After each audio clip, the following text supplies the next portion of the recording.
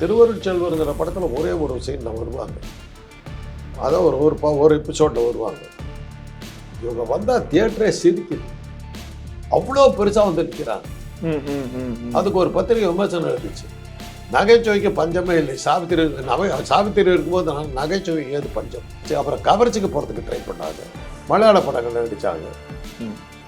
மாமியாரின் இன்பவரின்னு தமிழில் வந்தது மழுங்கிற ஒரு மலையாள படம். எவ்வளோ ஆபாசமாக நடிக்குது, அவ்வளோ ஆபாசமாக நடித்தாங்க.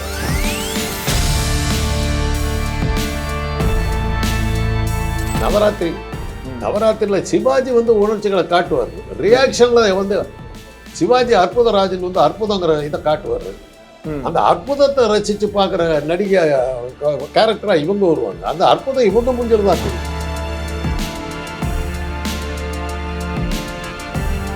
சிவாஜியும் சாவித்திரியும் வந்து ஒரு கல்யாணம் பண்ணிக்கணும்னு ஆசைப்பட்ட மாதிரி ரசிகர்கள் பார்க்கல. அதே சமயத்தில் ஜெமினி சாவித்திரி கல்யாணம் பண்ணிக்கணும்னு ரசிகர்கள் எதிர்பார்த்தாங்க, விரும்பினாங்க. அந்த மாதிரி ஒரு காதல் ஜோடியாக அவங்க இருக்கல. அந்த வகையில் பார்த்தா ஜெமினிக்கு தான் அவங்க சூட் ஆனாங்க. எம்ஜிஆர் கூட நடித்ததெல்லாம் விமர்சனத்துக்கு அப்பாற்பட்டு தான் போச்சு.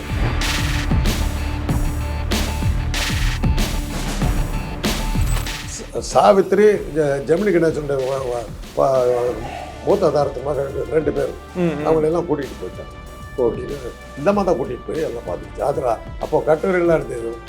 காஷ்மீர் நினைவுகளை பற்றி எழுதும்போது என் மூத்த மகள் ரேவதியும் 2 இளைய மகள் கமலாவுடன் நான் சென்றேன் போட்டாங்க. அந்த அளவுக்கு உறுதியெல்லாம் போட்டாங்க.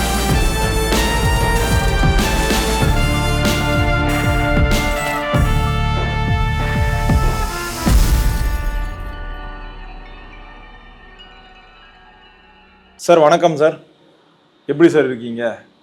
நடிகர் திலகம் சாவித்திரி அவங்க இந்த ஆரம்ப காலகட்ட சினிமா வந்து எப்படி சார் இருந்து? ஏன்னா அவங்க வந்து யாராவது அவங்க முன்னாடி போய் அழுதுட்டா அவங்க கிட்ட இருக்கிற எல்லா காசையும் வந்து கொடுத்துருவாங்க அப்படின்ற மாதிரி சொன்னாங்க. ரொம்பவே திறமை வாய்ந்த ஒரு நடிகையாகவும் பார்க்கப்படுறாங்க இப்போ வரைக்கும். அவங்கள பற்றி ஒரு சில வார்த்தைகள் வந்து. திறமை வாய்ந்த நடிகை, அவங்க கொடுத்தாங்களா என்னங்கிறது தெரியாது. திறமை வாய்ந்த நடிகை, அதெல்லாம் சந்தேகம் கிடையாது. அந்த அந்த அன்னைக்கு இருந்த சினிமாவுக்கு அந்த அந்த மாதிரி நடிப்பு தான் இருந்தது. ஓகே. இப்போ இன்னைக்கு நீங்கள் பார்த்தீங்கன்னா அதெல்லாம் வந்து கொஞ்சம் ஓவர் ஆக்டிங் லெவலுக்கு போகும். ஒரு படம்னாக்கா மறக்க முடியாத படம் அவங்களுக்குன்னு எடுத்தாக்க எனக்கு நிறைய படங்கள் இருக்குது. அதில் ரொம்ப நேரம் இது பண்ணது வந்து கை கொடுத்த தெய்வத்தை படத்தில் ஒரு அப்பாவி பெண்ணாக வருவாங்க. அப்பாவி பெண் கொஞ்சம் ஒரு மாதிரி எல்லாத்துக்கிட்டு லூஸ் சுத்தரமாக பழகிற டைப்பு, ஃப்ரீயாக பழகுவாங்க. அதை வச்சுக்கிட்டு அங்கே இருக்கிற ஒரு எம்ஆர் ராதா வில்லனாக வருவார்.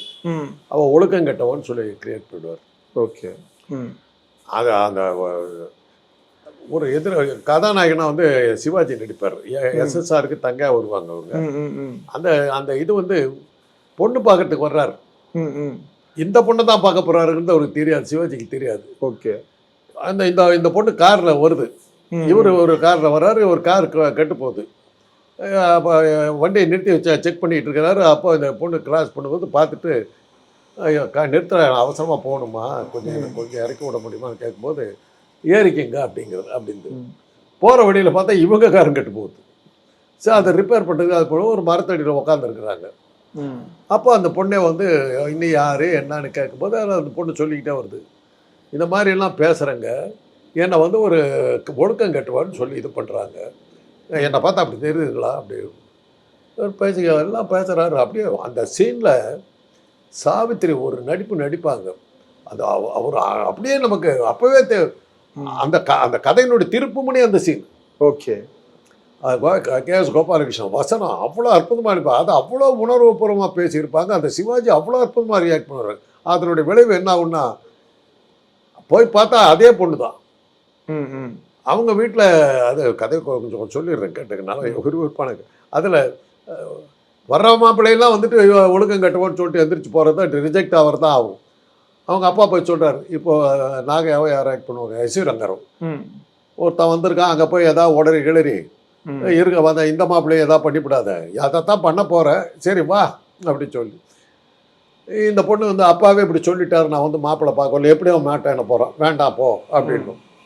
புஷ்பலதா தான் கொஞ்சம் வந்து இது பார்த்தா சிவாஜி உட்காந்துருக்காரு. உடனே வேகமாக அட நீங்களா வந்திருக்கீங்க அப்படின்னு சொல்லிட்டு உடனே அவங்க பார்க்கும் இதாகிடும், போச்சு இந்த மாப்பிள்ளையும் போயிட்டாரு.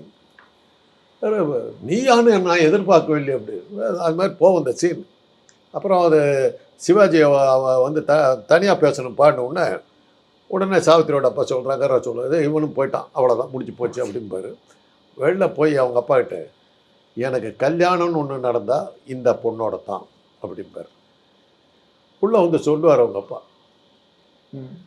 எனக்கு கல்யாணம்னு வந்து ஒன்று இருந்ததுன்னா எனக்கு பொண்டாட்டின்னு தான் இவ தான் என் பையன் சொல்லிட்டான்னு. அந்த மாதிரி கதை தேணும். அந்த அந்த பர்டிகுலர் சீன் ஒரு 10 நிமிஷம் சீன் அந்த மரத்தில் உட்கார். அவ்வளோ அற்புதம். கேஎஸ் கோபாலகிருஷ்ணன் அவ்வளோ அற்புதமான வசனம் எழுதியிருப்பார். அது அந்த மாதிரி அந்த பேசுவாங்க. அதை சிவாஜி அவ்வளோ பிரமா பண்ணுவார். அவர் அதாவது ஒரு நடிப்புன்னா எப்படி இருக்கணும், அந்த காட்சின்னா எப்படி இருக்கணுங்கிறதுக்கு ஒரு இலக்கணமாக திகழ்ந்த காட்சிகள் அதெல்லாம். Okay okay. அதெல்லாம் இன்றைக்கும் மறக்க முடியாது அந்த மாதிரி படங்கள். நிறைய படங்கள் தேவதாஸுங்கிற படத்தில் பார்வதின்ற ரோட்டில் வருவாங்க. அது இன்னைக்கு வரலாம். அந்த தேவதாஸ் அந்த நாகேஸ்வரராவும் சாவித்திரி நடித்த அந்த தேவதாஸை அடிச்சுக்கிறதுக்கு படமே வரல. அது மாதிரி பல படங்கள் இருக்குது. கை கொடுத்த தெய்வம், நவராத்திரியில் சிவாஜி வந்து உணர்ச்சிகளை காட்டுவார். ரியாக்ஷனில் வந்து சிவாஜி அற்புதராஜன் வந்து அற்புதங்கிற இதை காட்டுவார். அந்த அற்புதத்தை ரசித்து பார்க்குற நடிகை கேரக்டராக இவங்க வருவாங்க. அந்த அற்புதம் இவங்க மூஞ்சில் தான் தெரியும்.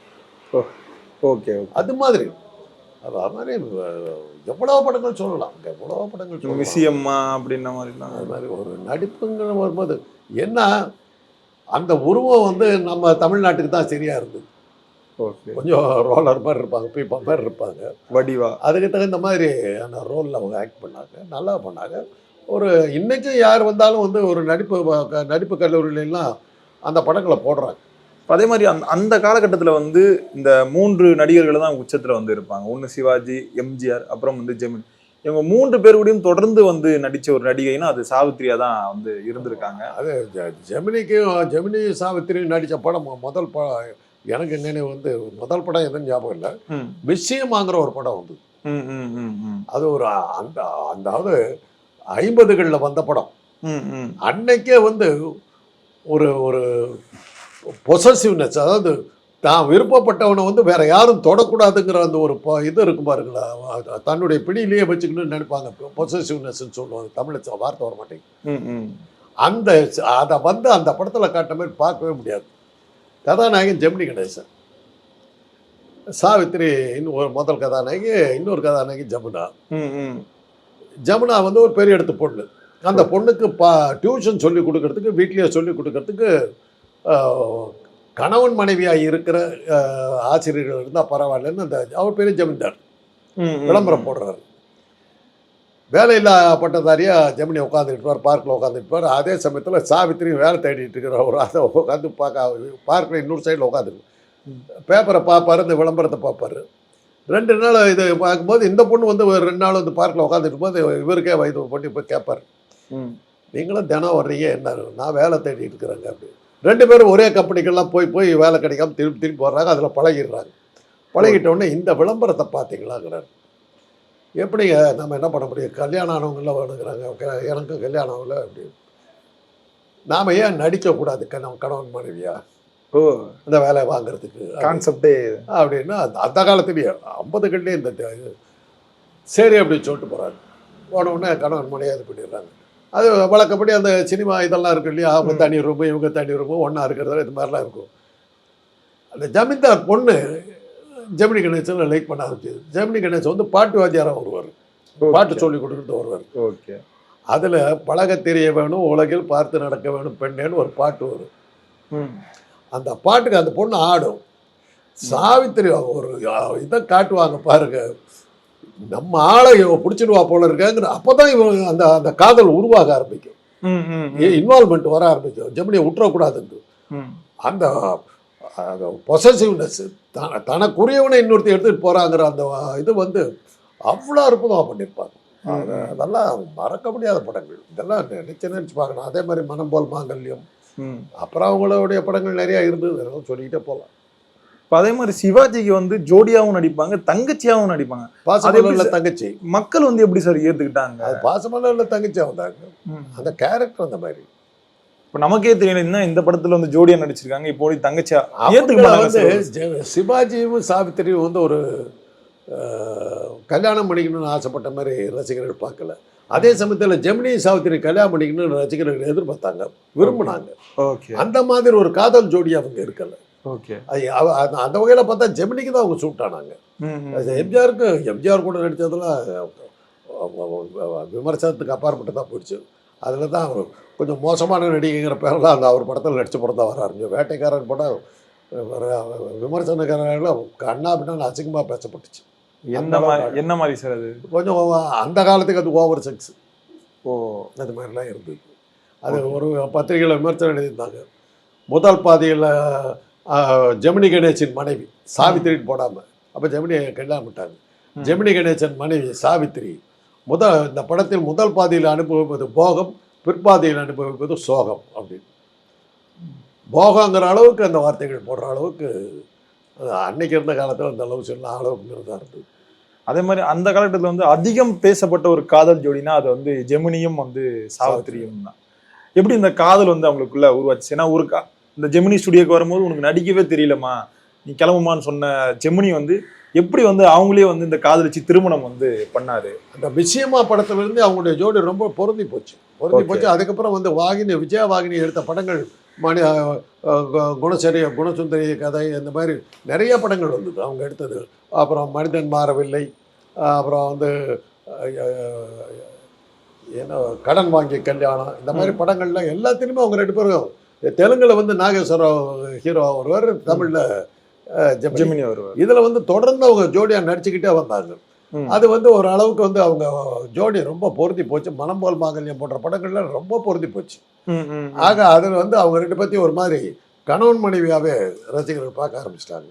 அந்த சமயத்தில் சில குடும்ப பிரச்சனைகள், சில சாவித்திரி குடும்பத்தில் சில பிரச்சனைகள் அதெல்லாம் வந்தபோது சில தயாரிப்பாளர்கள், மாடத் தியேட்டர்ஸ், டிஆர் சுந்தரம் போன்ற சில பேரெல்லாம் சேர்ந்து அந்த பொண்ணு ஒன்று நம்பியே இருக்கிறார், அவளை நீ பார்த்துக்கோன்னு சொன்னபோது அவர் ஏற்றுக்கிட்டு திருமணம் பண்ணிக்கிட்டார். ஆனால் அப்போவே ஜெமினி வந்து திருமணமாய் அவருக்கு 3 பசங்க.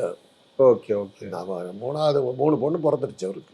Okay okay. அதுக்கப்புறம் வந்து வேற வழி இல்லாமல், அதாவது சாவித்திரியோட குடும்பத்தில் நடந்த பல தகராறுகள், அது உண்மையை சொல்லப்போனால் சேலத்தில் எங்கள் வீட்டுக்கு முன்னாடி தான் அது. ஆமாம், மாடத் தியேட்டர்ஸ் ரிகர்சல் அந்த இப்படி ரோடு கருவாக இடத்துல மாடத் தியேட்டர்ஸ் ரிகர்சல் எதிர்த்து அப்படி இருக்கிற வீடுகளில் தான் நடிகர்கள்லாம் தங்கியிருப்பாங்க.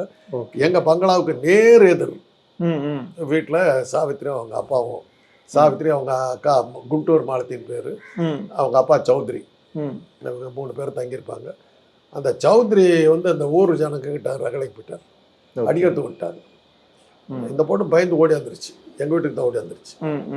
அந்த பக்கம் போனாக்கா அந்த கிராமத்து ஜனங்க அந்த பக்கம் நிற்கிறாங்க, வேறு வழி இல்லை, இந்த பக்கம் எங்கள் வீட்டுக்கு நேரம் வந்துருச்சு. வந்துட்ட உடனே நான் எங்கள் வீட்டில் இருந்த ஆட்கள்லாம் போய் எல்லாம் சமாதானப்படுத்தி எல்லாம் இது பண்ணி, அப்போ டிஆர்எஸ் வீடு வந்து கொஞ்சம் தூரத்தில் இருக்கும், டிஆர் சுந்தரம் வீடு. அவர் தகவல் தெரிஞ்ச வீட்டுக்கு வந்துட்டார், எங்கள் வீட்டுக்கு வந்துட்டார். அப்போ பேசும்போது அவங்க அப்பா கூட நான் இருக்க மாட்டேன்னு நடிச்சேன். அந்த பொண்ணு மகேஸ்வரிங்கிற படம் ஷூட்டிங், அந்த மாதிரி என்ன தான் பண்ணுறதுன்னு போது, அப்போ 2 பேரும் பொருந்து போயிருக்கிறீங்க, ஒன்று நம்பி போயிருக்கிறா, if you can maintain her பார்த்துக்கோ அப்படின்ன போது, அவருடைய ஆடிட்டர், ஜெமினியினுடைய ஆடிட்டர் சேலத்தை சேர்ந்தவர், அவரும் சேர்ந்து சொன்னதுக்கு பிறகு, எல்லாரும் சொன்னதுக்கு பிறகு ஜெமினி சரி ஓகே நீ என்ன கல்யாணம் பண்ணி அஃபிஷியலாக பண்ணிக்கிட்டேங்கிற மாதிரி சொல்லிட்டு, முதல் மனைவியினுடைய இதை கேட்டுக்கிட்டு தான் பண்ணிக்கிட்டாரு, அஃபிஷியலாக அனௌன்ஸ் பண்ணிட்டார். அதான் முதல் மனைவியுமே அதை ஒத்துக்கிட்டாங்க, எல்லாம் சேர்ந்து ஒரே வீட்டில் தான் வாழ்ந்தாங்க, ஒரே வீட்டில் தனியாக தான் இருந்தாங்க.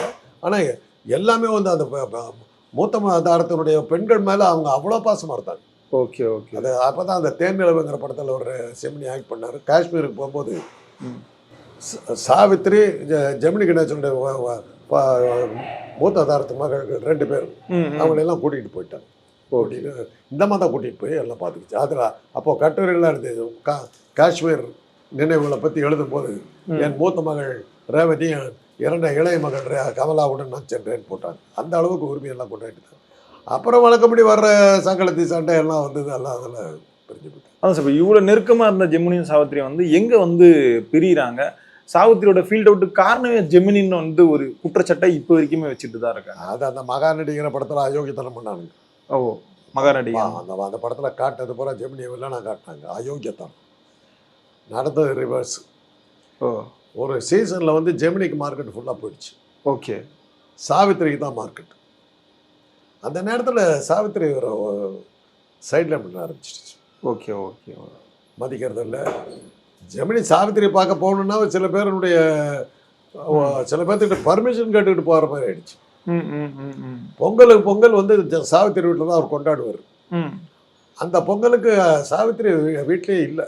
அதில் வந்து அவர் இந்தமா உதாசீனப்படுத்துறதுனால தான் அவர் விலகினார். ஓகே. ஆனால் அந்த படத்தில் அவர் என்னமோ உதாசீனப்படுத்துகிற மாதிரி காட்டாங்க. இது பார்க்காத மாதிரி காமிச்சிருப்பாங்க. ஆமாம், இவர் கவனிக்காத மாதிரி உதாசீனப்படுத்திச்சு விட்டுக்கிட்டு வருது. அந்த அம்மாளுக்கு அந்த பெண் விஜய சாமுண்டீஸ்வரிங்கிற பெண் பிறந்த உடனேவே ஜெமினியை வந்து இந்த அம்மா ஓரம் கட்ட ஆரம்பிச்சிருச்சு. அப்போ சாவித்திரிக்கு மார்க்கெட் நிற்கிது, ஓகே. இவருக்கு மார்க்கெட் இல்லை. அந்த டைமில் அவங்க வந்து நேரம் வந்து மோசமாக இருந்த நேரம்னு ஒரு சொல்லலாம். பிராப்தம்னு ஒரு படம் எடுத்தாங்க, ம் ம் சிவாஜியை வச்சு எடுத்தாங்க. ம் அது தெலுங்கில் சூப்பர் ஹிட்டாக ஓடின படம், ஹிந்திலையும் அதுக்கப்புறம் எடுத்தாங்க, நல்லா ஓடிச்சு. ம் அப்போ ஜெமினி அவர் கொடுத்த அட்வைஸ் என்னன்னா, இது தமிழ்நாட்டுக்கு சூட் ஆகாது ஓகே இந்த கதை, ஓகே. படகை பேஸ் பண்ணி எடுக்கிற படம். ம் ம் நம்ம ஊரில் படகுங்கிறது வந்து ஆற்றை கடந்து படகுல போகிறதுங்கிறது ரொம்ப ரேர். ம் ம் ம் அது ஆந்திராவில் அதிகம். கிருஷ்ணா நதி, கோதாவரி நதி எல்லாம், அதெல்லாம் நதிகள் வங்காளத்துல எல்லாம் மிக அதிகம். அதை பேஸ் பண்ணி எடுக்கிறோம். நம்ம ஊருக்கு கடலூரை தவிர வேறு எங்கேயுமே இந்த படகு போக்குவரத்து இல்லை, சரியா நிற்காது அப்படின்னு சொல்லி எவ்வளோ சொல்லி சிவாஜி அவர்களே சொன்னார். சிவாஜியும் அவர் சொன்னார். ம் இது எனக்கு எப்படி தெரியும்னா, அவர் அந்த படத்தை ஷூட்டிங்கில் இருக்கும்போது அவரை சந்திக்க வேண்டிய ஒரு அவசியம் எனக்கு, எங்கள் அண்ணனுடன் நான் அவரை சந்திக்கிறதுக்கு போனோம், ஒரு காரியத்துக்காக போயிருந்தோம். ஓகே. நான் வழக்கமாக என்கிட்ட என்னை கொஞ்சம் கிண்டல் பண்ணிகிட்டே இருப்பார். ம் ம் போய் உட்காந்தோன்னே அவர் அப்படியே பார்த்தேன். அந்த ஆந்திராக்கார படகுக்கார மாதிரி மேக்கப்பில் இருக்கார். அப்படி டைட்டாக வேஷ்டியெல்லாம் கட்டிக்கிட்டு ம் அப்படி அவரை பார்த்துக்கிட்டே இருந்தேன். இவர் காஃபி குடிச்சிக்கிட்டு பார்த்துட்டேன். நான் பார்க்குறத கவனிக்கிறாரு. எங்கள் அண்ணன்கிட்ட பேசுகிற மாதிரி பார்த்துக்கிட்டு இருந்துட்டு கொஞ்ச நேரம் கழிச்சு, டேய் என்னடா அப்போ வந்து வெறிக்க பார்த்துக்கிட்டு சொல்கிற விஷயத்த அப்படின்னாரு. இது என்ன மேக்கப்புங்க அண்ணன், ஏன்டா அப்படின்னாரு. இது எந்த ஒரு மேக்கப்பு அப்படின்னு. சாவித்திரி டைரக்ட் பண்ணுறாங்க படத்தை, டைரக்டரும் அவங்க தான் பண்ணாங்க. டைரக்டருமா அப்படின்னாரு. உடனே போட்டு கொடுத்து வந்தாங்க. அவன் என்னமா கேட்குறான், என்ன கேட்டேன், இது எந்த ஒரு ட்ரெஸ்ஸு அப்படின்னு சொன்னேன்ல. நம்ம ஊருக்காரங்களுக்கு இந்த ட்ரெஸ்ஸு பழக்கம் இல்லைம்மா, யோசிச்சுக்கோ அப்படின்றாரு. என் முன்னாடியே சொன்னார், எங்கள் அண்ணனையும் என்னையும் வச்சுட்டு சொன்னார். அப்புறம் சொன்னார், எனக்கு இந்த படத்தில் நம்பிக்கை இல்லைடா, கேட்க மாட்டேங்கிறா அப்படின்னார். பழக்கத்துக்காக பண்ணியிருக்காரு. சொல்லிட்டா அவன் கூட மீற முடியல, ஜாகிரதையாக இருக்குது. அதை தான் ஜெமினி சொன்னார். அந்த படத்தில் வந்து ஏற்பட்ட நஷ்டம் தான் அந்த அம்மாவை வந்து வறுமையில் கொண்டு போய் தள்ளிச்சு. பெரிய நஷ்டம். தெலுங்குல சூப்பர் டூப்பர் முக மனசுன்னு பேர், ஓடன்னு ஓடுது. மிலன் ஹிந்தியில் பாட்டுக்காகவே ஓடிச்சு. இதுலேயும் பாட்டு அவ்வளோ அற்புதமாக சொன்னால் அதை போட்டிருப்பார். சொந்தம் என்பது தொடக்க தான் அது என்றுமே இல்லாதது அப்படின்னு சொல்லி, இது மார்கழி மாதம், முன்பணி காலம், இந்த மாதிரி பாட்டுகள்லாம் பிச்சு உதறிந்தார். எம்எஸ்ஓ அவ்வளோ புறமாக போட்டிருந்தார். அதே மாதிரி ஹிந்திலையும் சாங்குக்காக ஓடிச்சு. 2 லாங்குவேஜில் பிரமாதமாக ஓடின படம் தமிழில் சூப்பர் ஃப்ளாப். ஓகே. அதில் தான் அவங்க அந்த பட தயாரிப்பில் ஏற்பட்ட நஷ்டம், பல பேர்கிட்ட போய் அது கடனை கேட்டபோது முடியாதுன்னு பண்ணதில், அதில் அந்த படமெல்லாம் முடிந்த அந்த சோகத்தில் அவங்க வந்து உடம்பு ரொம்ப பெருசாகிடுச்சு. ஓகே. ரொம்ப பெருசாகிடுச்சு. திருவருட்செல்வருங்கிற படத்தில் ஒரே ஒரு சீனில் வருவாங்க, அதான் ஒரு எபிசோடில் வருவாங்க. இவங்க வந்தால் தியேட்டரே சிரிக்குது, அவ்வளோ பெருசாக வந்து நிற்கிறாங்க. அதுக்கு ஒரு பத்திரிகை விமர்சனம் இருந்துச்சு, நகைச்சுவைக்கு பஞ்சமே இல்லை, சாவித்திரி இருக்கும்போது நகைச்சுவைக்கு ஏது பஞ்சம் அப்படின்னு போட்டு கிட்டால் பண்ணாங்க. ஓகே. அந்த மாதிரி எதிர்மறை விமர்சனம்லாம் வந்து அவங்கள ஃபுல்லாக சாய்ச்சிடுச்சு. அப்புறம் கவர்ச்சிக்கு போகிறதுக்கு ட்ரை பண்ணாங்க. மலையாள படங்கள் நடித்தாங்க. மாமியாரின் இன்பவெறின்னு தமிழில் வந்தது, மழுங்கிற ஒரு மலையாள படம். எவ்வளோ ஆபாசமாக நடிக்க முடியும் அவ்வளோ ஆபாசமாக நடித்தாங்க. அதில் எல்லாம் இதாச்சு. அப்புறம் டயபிட்டிஸ் வேகமாக போச்சு. டயபிட்டிஸ் கோமாவில் வந்து படுத்தாங்க. கோமாவில் வருஷக்கணக்காக படுத்தாங்க. அப்போ தான் வந்து ஜெமினி வந்து டேக் கேர் பண்ணிட்டார். டேக் கேர் பண்ணி அது இப்போ இவங்க வந்து எவ்வளோ ஆடம்பரமா வாழ்ந்தாங்களோ அதே மாதிரி அவங்களோட இறுதி காலகட்டம் வந்து ரொம்பவே மோசமா இருந்தது. இந்த குடிப்பழக்கத்துக்குலாம் அடிமையாயிட்டாங்க. குடி, அது கூடவே டயபிட்டிஸ், சர்க்கரை வியாதி. சர்க்கரை வியாதியினுடைய கடுமையை அவங்க புரிஞ்சிக்கவே இல்லை. ஓகே. மன அழுத்தம், கூடி, அதான் அந்த மன அழுத்தத்துக்கு இது பண்ணுறதுக்காக வெளியே வரதுக்காக கூடிய குடித்தாங்க. ஓகே. பையன் படிச்சுக்கிட்டு இருக்கான். அப்போ பொண்ணு வந்து தன்னை கவனிக்கவே இல்லை. அவள் வசதியான குடும்பத்தில் தான் இருக்குது. அந்த பொண்ணுக்கு சரியாக கவனிக்கலை. இன்றைக்கி பழி சொல்கிறவங்களும் அந்த பொண்ணு ஏன் கவனிக்கலைன்ற கேள்வி அவனுக்கு கேட்கல. அந்த தெலுங்கு படம் எடுத்தவன், மகாநடி எடுத்தவன் அதை கேட்கவே இல்லை. ஓகே. அந்த பொண்ணு ஆந்திராவில் தான் கல்யாணம், ஆந்திராவில் தான் செட்டில் ஆகுது. அந்த பொண்ணு என்ன பண்ணுச்சு? வரவே இல்லை, எட்டியே பார்க்கல. இப்போது நீங்கள் போய் பாருங்கள், அபிபுல்லா ரோடு, அதில் ஒரு வரிசையாக ஒரு 6-7 பங்களாக்கள் இருக்குது. அத்தனையும் சாவித்திரி. ஓ, அதான் அவங்க கூட இருந்த எல்லாருக்குமே வந்து நிறைய செட்டில்மெண்ட் எல்லாம் ஏமாத்திட்டானு.